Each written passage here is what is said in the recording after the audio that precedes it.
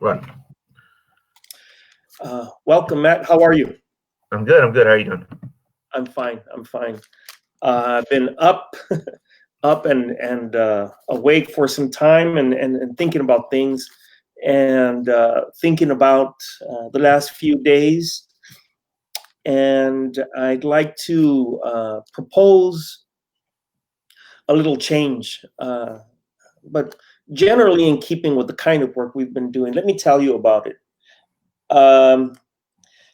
We've been reading Marx, of course, over what is it, about 2 months now, Yeah. and we've come across various understandings that I'd like to incorporate into an understanding of the contemporary moment. So, in a sense, instead of reading the next chapter, following chapter 3, section 3, or whatever it was, instead of reading chapter 4, right, what I'd like to do is engage you and folks that are listening in, following us this morning. What I'd like to do is I'd like to highlight some of the things that we've already read and prepare audience for some of the subsequent things that we'll be reading in very short time, in very short order, so that we can make sense of, take a stab at making sense of not just the last few days, but to the extent that it's possible, to make sense of the last few months. Can you believe it? We've been working this way, living this way. What is it now? 2 months, 2.5 months or so? Yeah. It's something. It's incredible. Anyway, so that's what I'd like to do today. What do you think? Is that all right? Fantastic. Yeah. All right. Perfect. Well, I do want to begin with a title for today's talk, and the title, of course, is "Contagion, Saboteurs, and Sabotage." Right. And the focus is to get at a couple things, to get at the forces of history within and the forces of history outside of us. And I'd like to begin by reading a pair of quotes, two, if you will, two pairs of quotes. In other words, 4 quotes, right? But one pair serves as a premise for the next pair, and then we go ahead and get into the discussion. I hope it doesn't sound too complicated or too, but that's what I have planned. That's the architecture of today's or this morning's discussion. Okay. And this is actually something that we read early on in our discussions, and I'd like to begin today's discussion then this way. Marx writes in chapter 22. I'm wearing glasses these days, Matt. Marx begins, Marx concludes in chapter 22. He says, the spoliation of the church's property, the fraudulent alienation of the state domains, the robbery of the common lands, the usurpation of feudal and clan property, and its transformation into modern private property under circumstances of reckless terrorism were just so many idyllic methods of primitive accumulation. They conquered the field for capitalist agriculture, made the soil part and parcel of capital, and created for the town industries the necessary supply of a free and outlawed proletariat. And I have just the next portion here. Um, the following quote. We are not now dealing with those primitive, instinctive forms of labor that remind us of the mere animal. We presuppose a labor in a form that stamps it as exclusively human. And this is the particular quote that always strikes me, that always compels me. He says, a spider conducts operations that resemble those of a weaver, and a bee puts to shame many an architect in the construction of her cells. But what distinguishes the worst architect from the best of bees is this, that the architect raises his structure in imagination before he erects it in reality. I'd like to stop for a moment before I get into the next pair of quotes and ask you what you think about violence in architecture, what you think about destruction and construction as historical circumstance. Well, I mean, like, you know, there's this kind of a, you know, there's like kind of two sides to Marx, or to many of the to many people that would take in, you know, take after him. You know, people later describe themselves as Marxists, right? And even further along the line, Marxist Leninists. And one is to analyze the conditions, and the other side is to call forth certain actions, right? And it would seem that that, you know, power structures, you know, the world is guided by, you know, the world in the same way that gravity kind of holds together the universe, right? The interaction of living things, of the animal kingdom, as it were, is guided by violence or the threat thereof, right? Yeah. And so, like, the reality is that if you, even people talk about peaceful protest, let's say you have, you know, I don't know, say you had like 10,000 people at a governor's mansion, right? The governor is going to be, you know, he's going to listen to those 10,000 people, not because he thinks they're peaceful, but because he understands the possibility that they may not be, right? And so, like, that's why he's going to listen to them. I mean, if he is 100, yeah, if he's 100% certain, 1,000% certain that they're not going to do anything, they're not going to so much as like step on his lawn, then he doesn't care. Well, why would you care, right? You know what I mean? Like, yeah, it's going to shut down traffic, it's going to whatever. But, like, you know, like, if you actually think that people won't do something in some kind of way, that would create, you know, any kind of disruption, then you're not going to do it out of the goodness of your heart or the shame brought upon you, right? And even the shame itself is a form of violence. I think the word violence has taken a really it's taken a big hit over the last few years, because people seem to use it only in a negative way. And violence can be very constructive. It depends on who wields it. Similar to fire. I mean, fire is very constructive, depending on how it's being used, and destructive or constructive. I mean, so, you know, it can either keep you warm or it can, you know, destroy everything. So, in the same way, you know, like, we're talking about like revolutionary violence. We're talking about, like, you know, breaking things. We're talking about fighting against the state. We're talking about, like, you know, the destruction of capital. Yeah, that's the way it's done. I mean, that's the way it's not.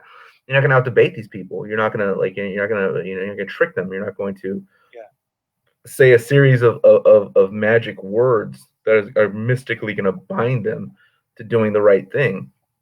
So I think that, as far as the question of you know, people, you know, forcing, physically forcing about change is historically how things have only ever happened. I mean, you look at the Cuban Revolution, the Chinese Revolution, the Russian Revolution. Even though, you know, in 1917, the October Revolution, it kind of like they seized power without, you know, without much of a fight from the Kerensky government.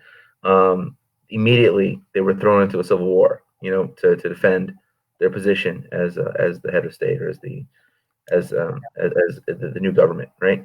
So yeah, of course. I mean, as far in terms of like Marx stuff, yeah. In terms of what we're seeing today, same. I mean, same thing. I mean, like the fact of the matter is, like if we're, I don't know if you want to get into that just yet about like what actually happened today, but but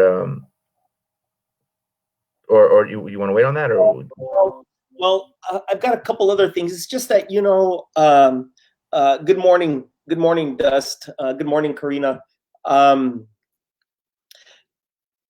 It's just that what I'd like to do is I'd like to not just share the next pair of quotes, but I'd like to do so because, of course, the intent of this series of episodes of which we are engaged in um, is to gain or is in the pursuit of some understanding and some various degrees of understanding of the words that are contained in this particular book, so that we can do as we must with some within some set of parameters, within some set of understandings that would keep us from acting in reactionary ways, and certainly to position ourselves, as Freire says in Pedagogy of the Oppressed, to position ourselves as actors in history, as subjects of history, as opposed to objects in history. But be that as it may, for the moment, I want to return to a little bit of philosophy. I want to return a little bit to theory, to Marxian theory, and I do so by turning to some of the things that we read in the tail end of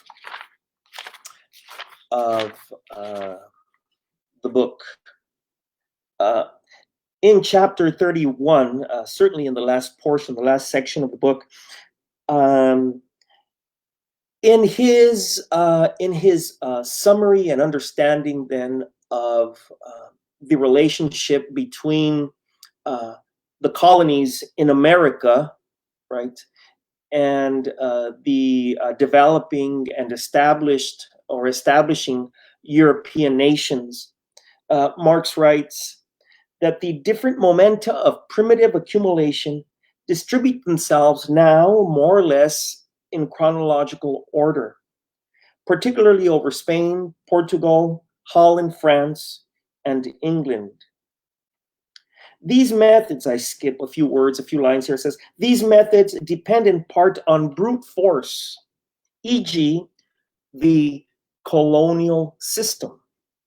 But they all employ the power of the state, the concentrated and organized force of society to hasten in hothouse fashion the process of transformation of the feudal mode of production into the capitalist mode, and to shorten the transition. Force is the midwife of every old society, pregnant with a new one.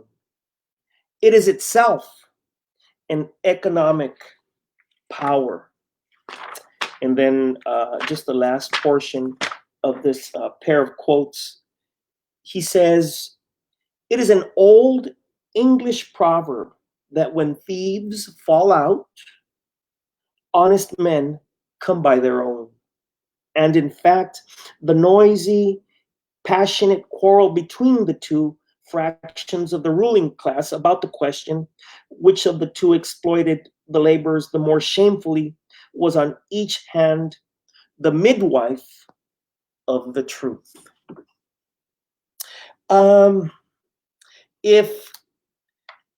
If we're now not only talking about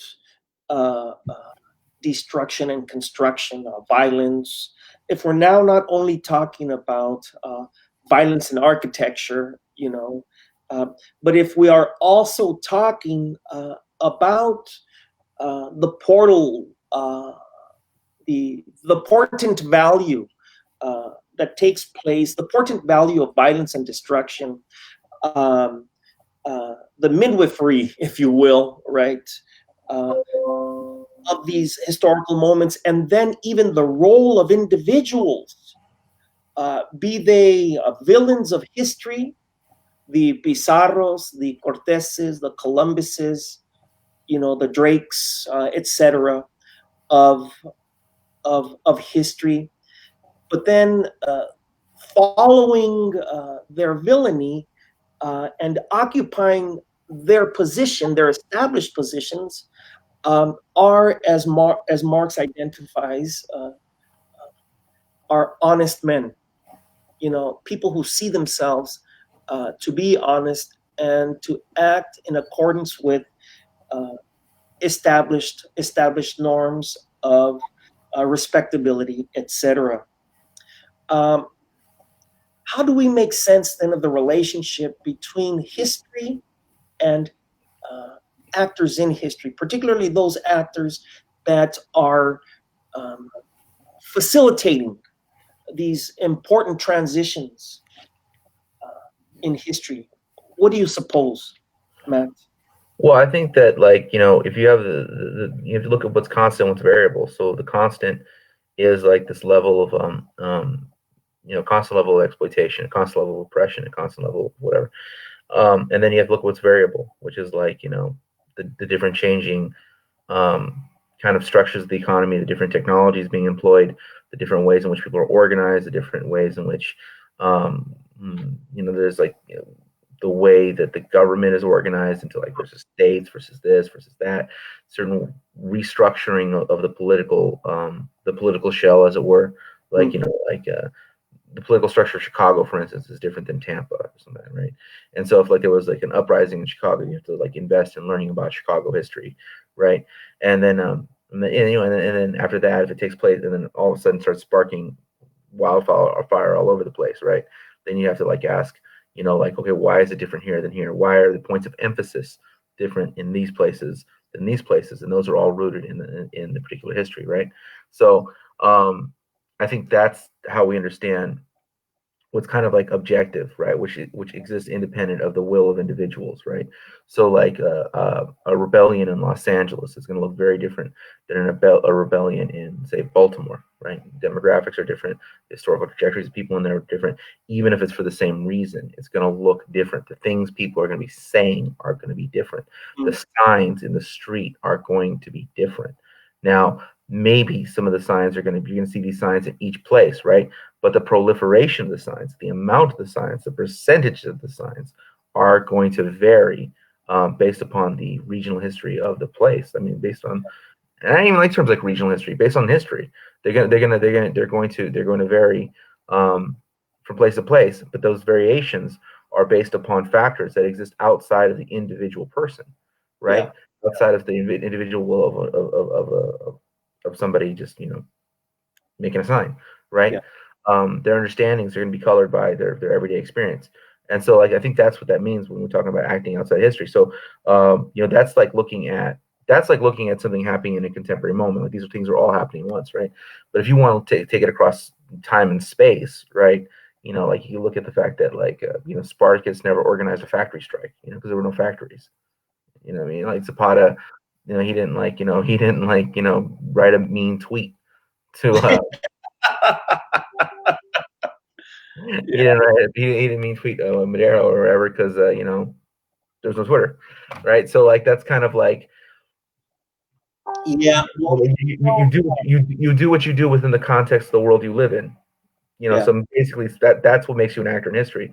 You don't just shape history at will. You do what you do within the context of what's happening. So if you look at a lot of the early revolutions, or early kind of Marxist revolutions, those happen at a point in time where there is a big push to move from an agricultural kind of economy into an industrial one. I mean, with the exception of Cuban. I mean, but the other ones, there's all these kind of moves that were kind of outside of the will of the individual political organizations. Yeah. There's things that were happening in the country as a whole to everyone, right? And they were happening around roughly the same time. So that's kind of you see a high watermark of European communists in the 1800s, in the 1900s. that these organizations, like let's say for instance in Italy, with Gramsci and all that. I mean, he's not just some guy. I mean, like that happened within the context of a huge Italian communist movement, but the Italian communist movement didn't happen just because it happened. It happened because there was all these contributing factors. Not that different than Russia. But what happened though within that case is that the Italian communists did not organize very well, did not organize the same capacity as the Russians did, and they lost. And they lost. They ended up in jail, ended up writing a bunch of scribblings on toilet paper. And so yeah, so that's what happened. I mean that's what happened though. I mean, like, and it's not so that's where that individual actor within history takes place, right? So like let's say for instance the Mexican Revolution had the Mexican Revolution had I don't know, had it gone. I mean, it's almost impossible to say because it borders America, but could it have more resembled, like, could it have resulted in something more of like a proletarian kind of dictatorship of the proletariat, for lack of a better term? Like, could it have resulted in that as opposed to what happened? Following it, maybe. I mean, it's difficult to say because it borders the United States of America, and had that happen, I mean, what happened in the Russian Civil War would have been dwarfed by what America would have done had there been like a People's Republic of Mexico. I mean, that would have been, but again, that's individual factors, right? Like the people that organized the Mexican Revolution, as heroic as they were, they didn't necessarily pull in that direction. So, but the conditions were there to do it because you had the railways being built, very similar to Russia. The railways are coming in, people are being displaced from land, or old way of doing things is being disrupted, and there's revolution, right? So, so these major historical factors contribute to these things. But what is your okay? So now that you laid out some of the external factors or external realities, right, in which people are positioned, external realities that bear on not just the positions that people take, but the things that people are able to do given where they happen to be located. I wonder if we can. I wonder if you can draw some attention to your poetry. Really, draw some attention for the audience to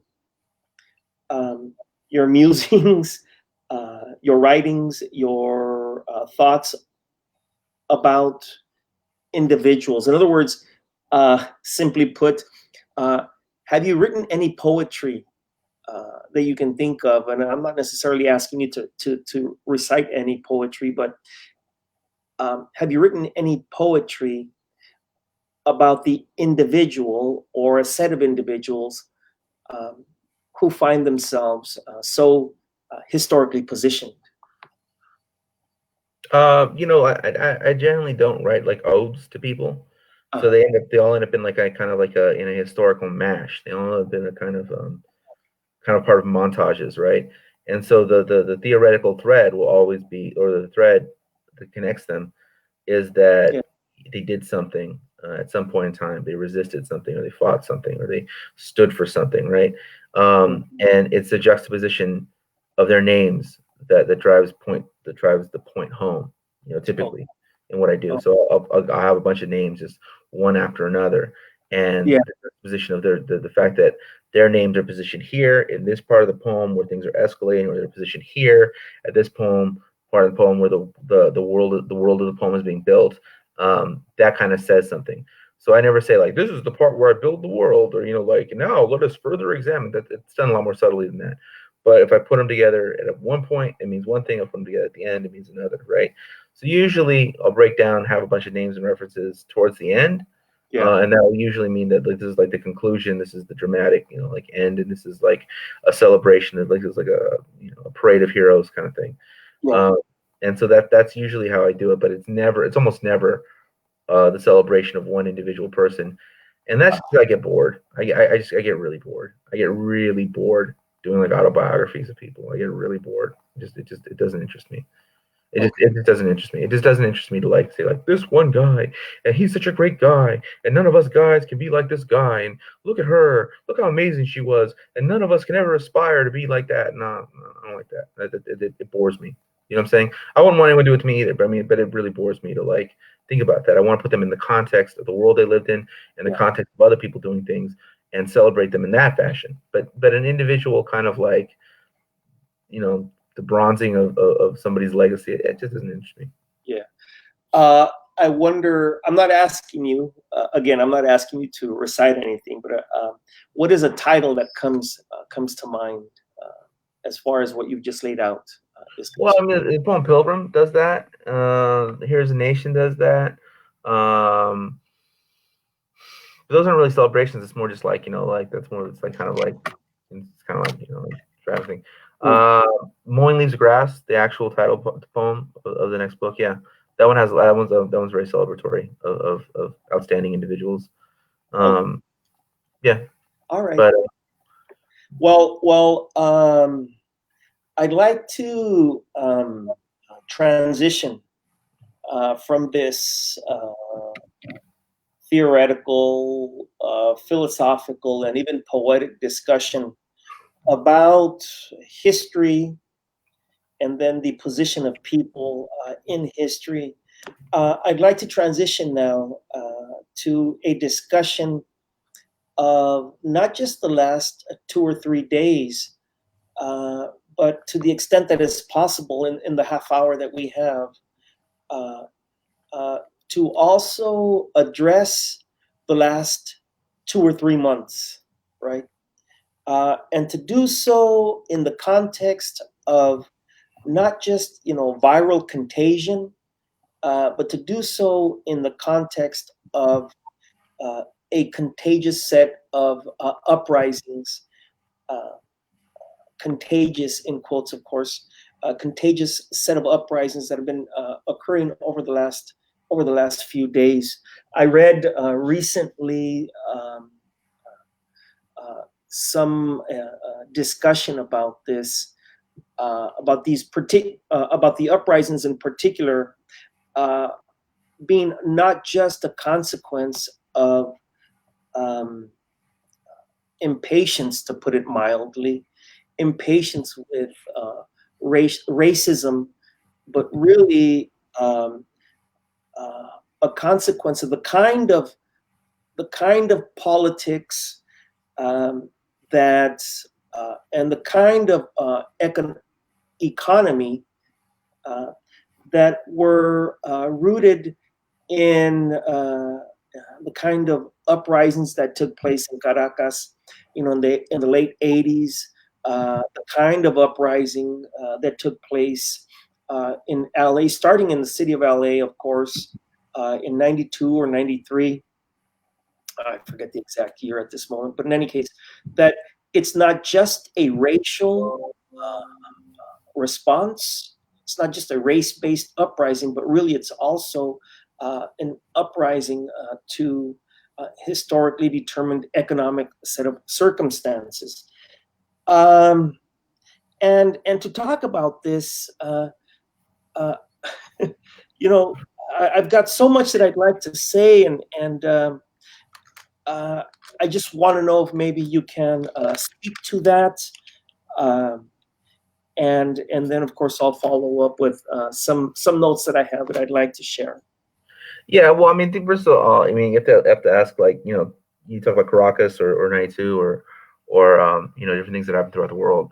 But I think that it's really important to like that each of those things have their own history, right? They have their own historical trajectory, and they have their own reasons for being that are not just based in like a theoretical framework. I mean, they happen because they happen because they happen because, you know, because there's a reason for them to happen, right? And so I think that like when we look at what's happened the past couple of days, it's really important to like, okay, so where does it start? It starts in Minneapolis. What's Minneapolis like? Well, Minneapolis, I mean, I was there a few years ago, and I remember there was this big scandal called Pointer Gate, right? And it was the mayor of Minneapolis was taking a picture with with a community organizer, right? A young black man, and they're pointing at each other like this. And the chief of police said that the mayor was throwing up gang signs because they were just, you know, sitting in the picture pointing at each other, right? So this is really ridiculous absurd. It was kind of funny because it was so ridiculous. But it had some political consequences that were not funny, right? And so that was kind of what was going on when I was last in Minneapolis. There was this whole Pointer Gate, and I remember leaving, and I was traveling with a young black poet. I was young too. I don't know what I'm talking about. She's 2 years younger than me, but like, so we were relatively young. We were younger then, and her, we were leaving, and the TSA, they asked us really nicely, very sweet, kind of Midwestern-y kind of way, and said some kind of like, how'd you enjoy your visit? It was good. And they're like, yeah, it was cool, but it's really cold. And then all of a sudden, out of nowhere, she turned really vicious, looked at both of us, and was like, it keeps the riffraff out, right? And so that kind of like vicious, kind of like Midwestern flavor of racism, right? Kind of and all of a sudden it's very mean, right? That was kind of just like my little interaction with it. But so to look at Minneapolis is to see a history of a city that has been very much shaped by the migratory patterns of the 20th century. The Great Migration is a place of it's a place of black settlement. It's an enormous black population, but it's part of that wave. It's part of that kind of thing. And the politics that rose around that, right? Politics that rose around that, the the ghettoization of the black community, the redlining, the discrimination that we see all throughout the country, that took place in the aftermath of the Great Migration, right? And of course, what becomes before that is Jim Crow. So in the South, so I'm not like saying like and then that's when the bad times started. But like if you look at the urban migration of African Americans out of the South into the cities outside of the South. I don't call it the North because it's Los Angeles the North. That's ridiculous. But but outside of what was of where they had been for majority of U.S. history, like I understand there was settlements elsewhere. I understand there was people living in New York elsewhere, but like the majority of people like moving out. All face these levels of discrimination, all face these upticks in policing, all face these kind of things, right? So there's a long historical trajectory of that. So when we look at the uprisings that started in Minneapolis and sparked all over the country, driven by like black-led like rebellion. I mean is it a proletarian uprising or is it like an anti-colonial struggle? I mean like that always gets into the how do you describe people in the United States? Is it an internal colony? Is it this? Is it a nation within a nation? All those kinds of questions that there's multiple answers to. We don't have time to cover all that, but like that, it's not exactly like a worker strike. It's not exactly like Homestead. It's not exactly like people just going on strike. In those kind of terms, it's part of something. It's part of something. It's part of a historical trajectory that has its own history. And so again, though, like we were talking about earlier, is that when you see people responding, the response in Los Angeles looks very different. So you see a lot of signs say like Latinx for Black Life, this, that, the other. But then all of a sudden you see all this stuff about ICE. You see all this stuff about like you see all these kinds of things that you might not see in a population that did not have such a large Mexican and Central American population. The points of emphasis are different in Los Angeles than they would be elsewhere. You know what I'm saying? The points of emphasis are different because the population is different. The people are different. The things that they're bringing to the struggle are different. Even when they're saying that like, hey, this isn't about us. This is about showing support and solidarity. They still bring who they are to the question. You know what I'm saying? And so that becomes that. But then we can get into like, if we want to talk later about like, what is the Chicano's, role, or what is the people of Mexican descent role within like this like kind of landscape of Black rebellion. It's very interesting. It would require like time to pass to really study it. But like, like if you look back in '92, the rebellion, there was that famous sign that said like Crips and Bloods and Mexicans all together tonight. And in 2020 at CNN, when they took the CNN building, they hoisted up a Mexican flag. Why is that? That would require some study. That would require some study about what the political landscape of the United States of America is. That in the midst of what is a Black rebellion, a Mexican flag would get hoisted up. Why did that happen? Why would that happen? Well, you have to look at the history of the United States to understand why. Yeah, I'm reminded at this point of the kind of attention that Chicana and Chicano people have been landing on this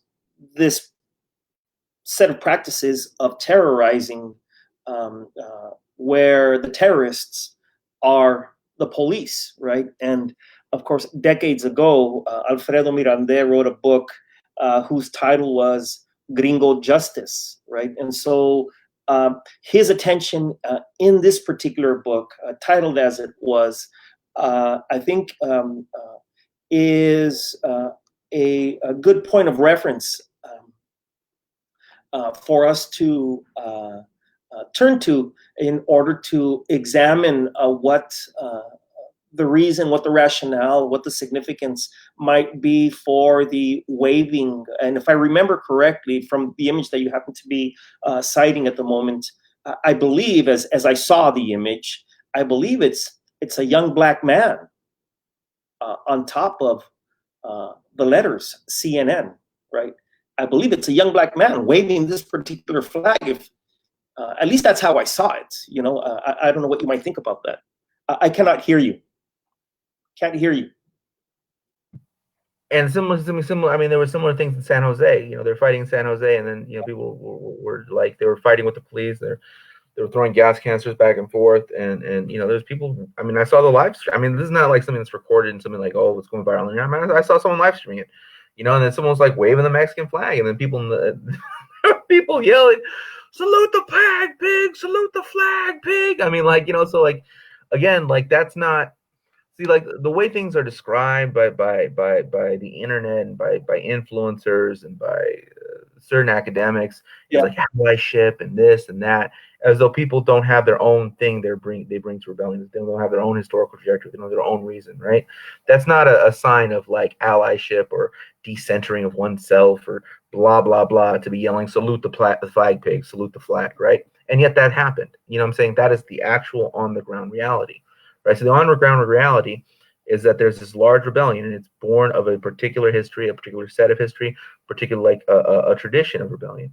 And yet within that, there is like these other strands, right? But those strands themselves also have historical trajectory. They're not just there copycatting. They're not just there because they want to be cool, or they're not just there because whatever. They have reason. They have reason to rebel, and so. They kind of there's an undercurrent. It attaches itself, and it operates within it. So, what is the relationship between those two things? I think that would take like more time and examples to like study and pick apart. But the way things are often done in the academy today is to discredit, is to like look at me, to like I hold these principles, and therefore I'm so great, and I'm just going to repeat the principles I hold. I'm going to repeat some talking points, and the question is not whether or not I have anything insightful or intelligent to offer. The question is, am I virtuous? Yeah. It's just the way the academy operates is so ridiculous and absurd, and it gives me a stomach ache. I feel like my nose is going to start bleeding. I feel like I'm going to hemorrhage. When I listen to these people. Anyways, but that would require some study and looking and citing examples, like why in the midst of this this Black Letter Rebellion are the proliferation of Mexican flags? Like, what's going on here? I mean, I'm really curious. Not so much in San Jose, because I already kind of know the answer to that. But I understand why in LA or something. I get that. That's nothing to me. But why in Atlanta? Like that.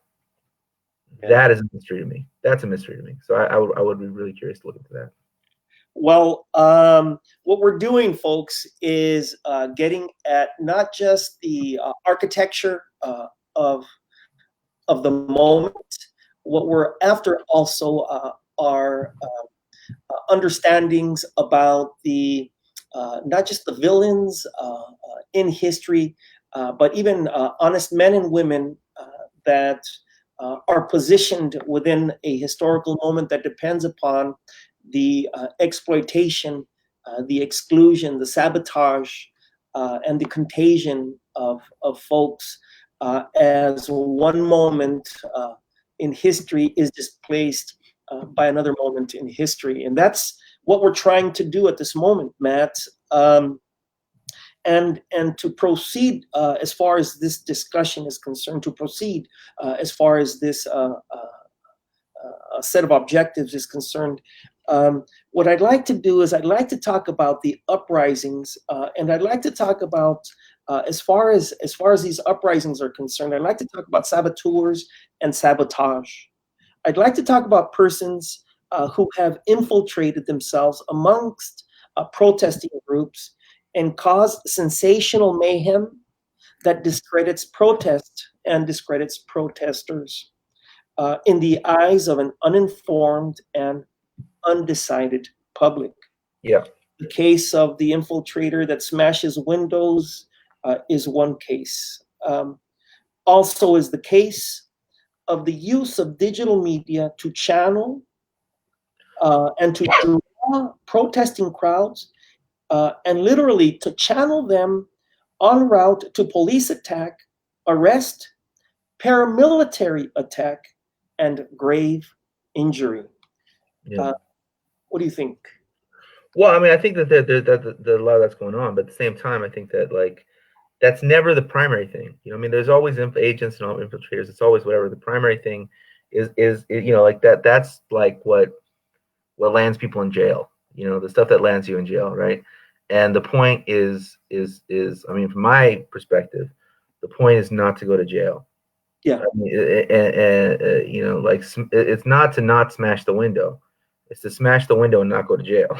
Like, you know, and so the infiltrator is going to lead you to go to jail. So I don't have any issue with the property destruction. I don't think that discredits anything in my mind. You know, like doesn't discredit anything in my mind. And to those who will find it like discrediting, well, I kind of feel like people that find that discrediting or disreputable, they weren't going to do anything anyways.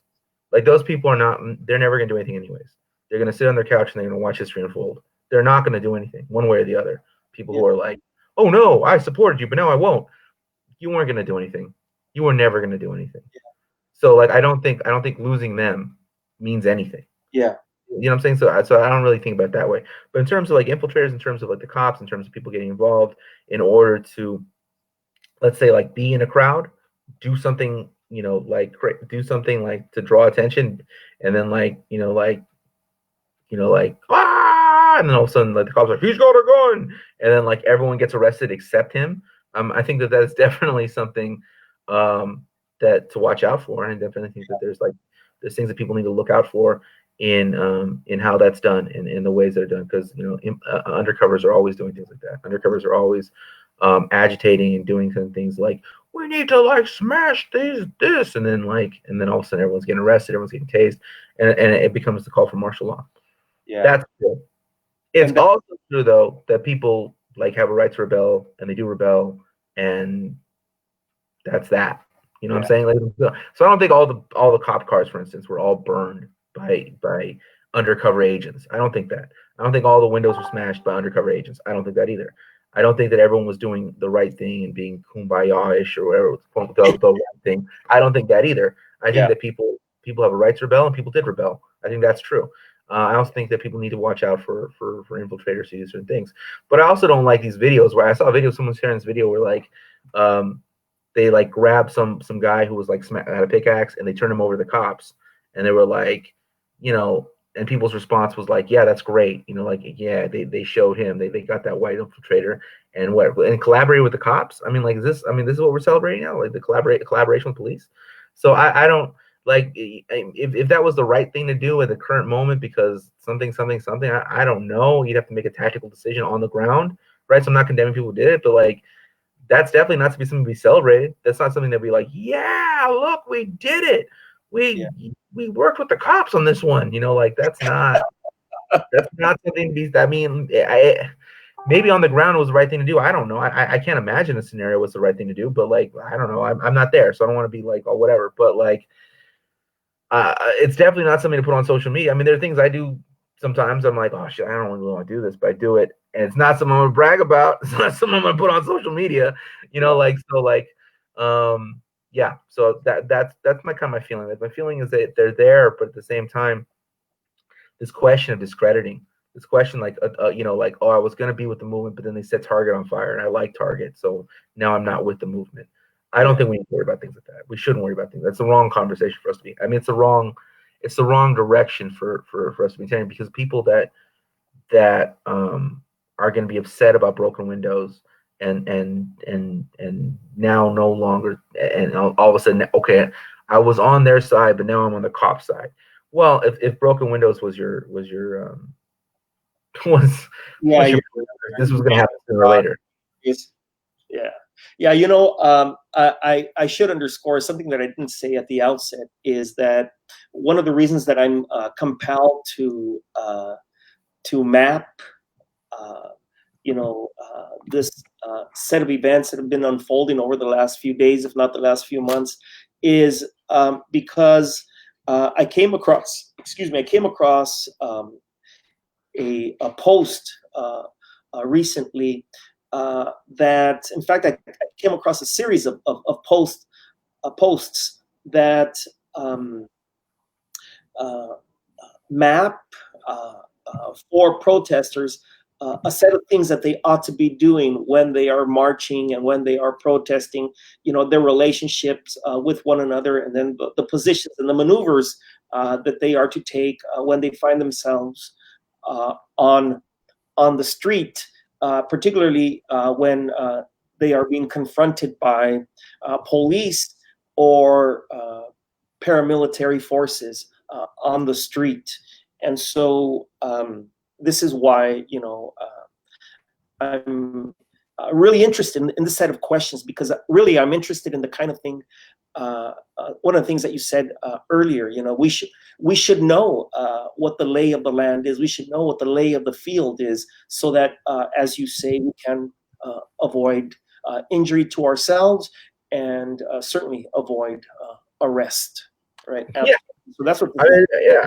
Yeah. I don't think there's anything. I mean, there's no shame in like getting caught, but there's no great honor in it either, man. Like, do the thing and don't get caught. I mean, that's the immortal science of Matt Sedillo. On first inspection, it seems to me that if we're going to evade arrest, if we're going to avoid arrest, I mean, if there's down the road, in 10 years' time, when a history is written of this particular moment, and conclusions about its success or its failures are written, it seems to me that it will depend upon an inspection of the delicate, if not dangerous, coordination that is to take place, or that might have taken place. And of course, we're thinking about things 10 years down the road, that might have taken place, right, to either gain the support and expand upon the objectives of people who were on the streets, or the inability of people on the street to obtain what it is they want. I'm not about to say what's the message. I'm not about to say that. What I am about to say, though, is how will this moment be understood in 10 years' time? What will be the point of reference with which this moment will be understood? How do we know its role in history? How do we make sense of that? I don't know if the question is ambiguous or not. I've got more words here in my notebook that will allow me to flesh it out, but I don't have more minutes on the clock.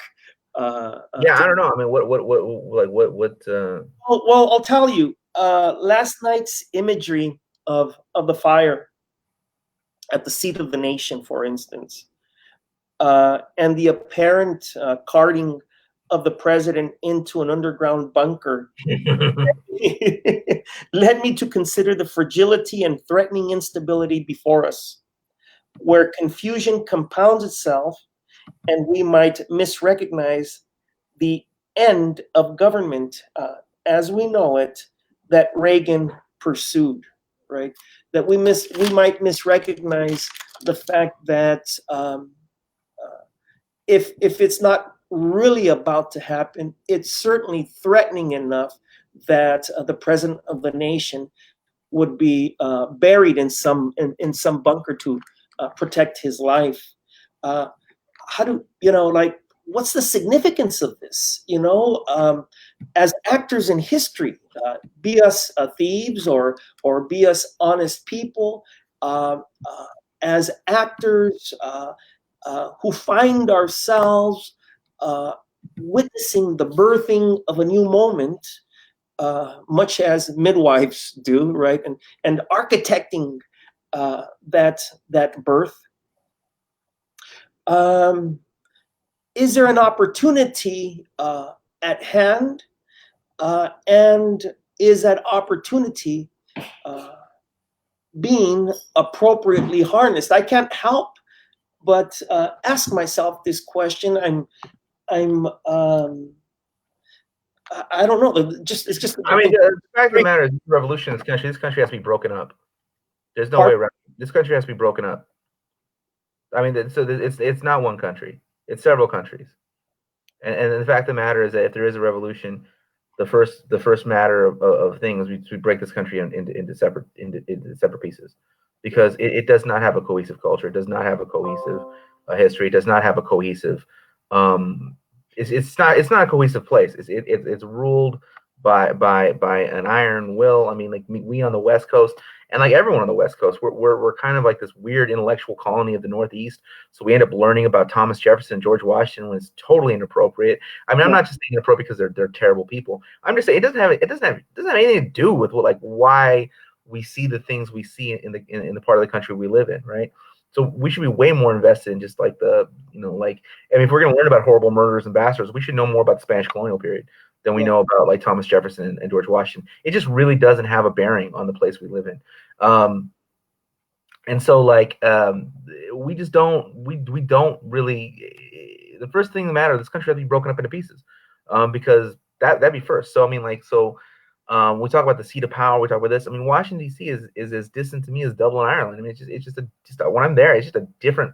I don't feel like I don't have my bearings. I feel like I'm in a different country, and so because I am. I mean, essentially, I am.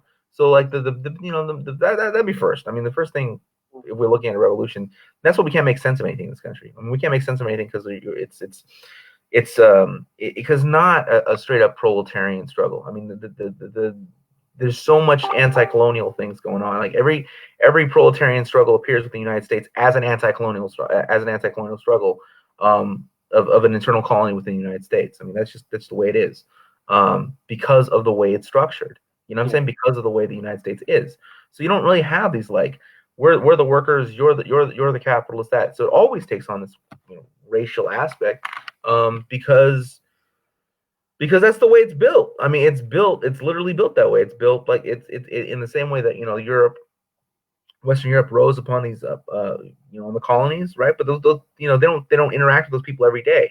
The United States rises on the basis of colonizing the entire world now, but also having these colonized people within the United States, right? So but you interact on an everyday basis, so and no one greets you like hello colonial, so you don't really trying to grasp your position. So I mean, it's you know what I'm saying? So if I was to say what should history do? What should come next? What should come? The reason we can't make any sense of anything is because we're talking about several different places hobbled together, put together, and called a country. That really it's an incoherent place.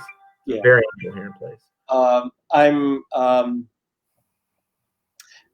reminded of I read some time ago. I read Frantz Fanon, and either I read Frantz Fanon or I read about Frantz Fanon. I forget which particular reading I did at the time, but in any case, he as he enlisted in the French army to fight for the motherland, in the moments that he was doing this, and to save the motherland from the invasion of Germans, Nazi Germany, into France, he was under the assumption, right, that in his case, that Paris, represented the primordial point of reference, and your critique of our culture, particularly one that turns our attention to the East Coast and to Washington, D.C., and to the South, to Thomas Jefferson, etc., is the same sort of critique, generally speaking, of course, that Frantz Fanon had about the relationship between, what had essentially been slave colonies in the Caribbean and France, so your critique is well received and certainly important for us to consider.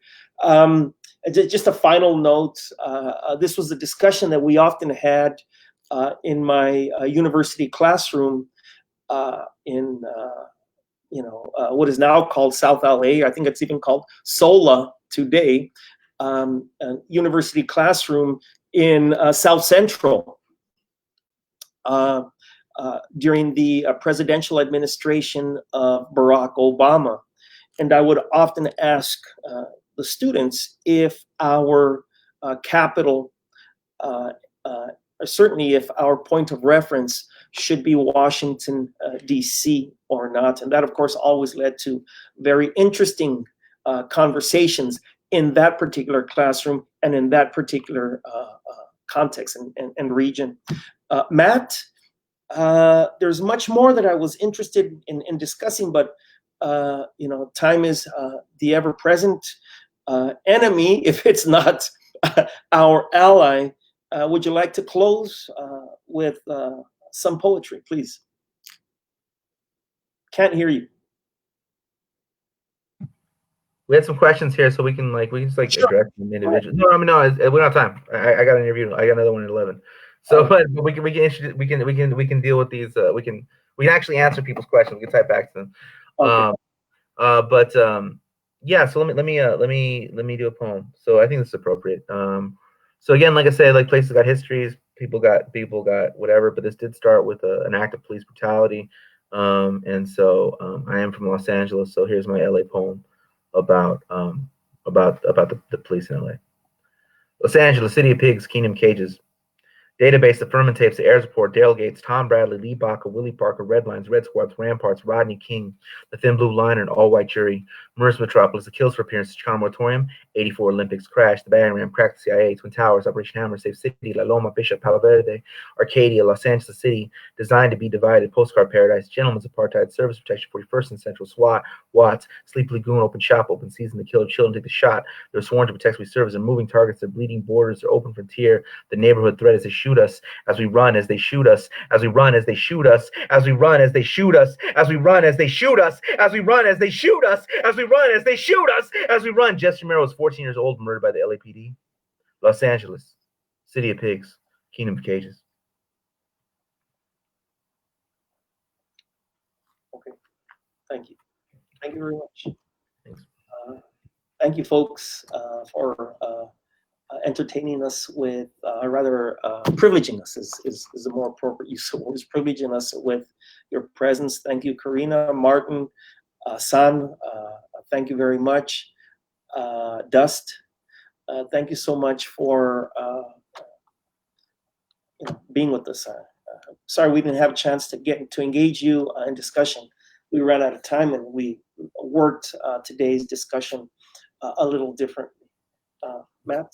Any closing words? Yeah. Well, but meanwhile, this pandemic's still going on. So just remember, physical distance, not social distance, and just because we're locked in does not mean we have to be locked out. So. Yeah. All right. Wonderful. All right. Thank you. We'll see you soon.